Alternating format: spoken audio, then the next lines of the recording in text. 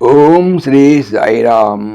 2019 సంవత్సరం జనవరి నెల సనాతన సారథిలో ఇంటర్వ్యూలోని కొంత భాగం తెలుసుకుందాం. సాయిరామ్. భక్తుడు: స్వామి, విగ్రహాలను ఎందుకు పూజించాలి? స్వామి: మనస్సు ఒకే చోట నిలిచి స్థిరపడేటట్లు చేసుకోవటానికి. సామాన్య మానవుడు దేవుని చేరుకోవటానికి సగుణోపాసన సులభమైనది.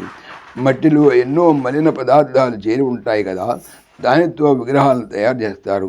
మీరు పూజించేటప్పుడు ఆ విగ్రహంలో మీ ఇష్టమూర్తిని భావిస్తారే కానీ మన్ను ఎలాంటిదని యోచిస్తారా? భావమే ముఖ్యం కానీ వస్తువు కాదు.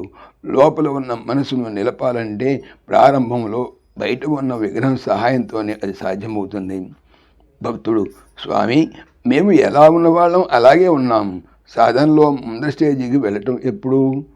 స్వామి: అక్కడ స్టేజీ లేదు, గీజీ లేదు. పరమాత్మ కృపకు పాత్రలయ్యేటంత యోగ్యతను సంపాదించాలి అంతే. అందుకే మీ మనస్సును పరిపక్వమయ్యేలాగా చేసుకోండి అని చెప్తున్నాను. ఒకే జన్మలో భక్తి స్థిరపడదు.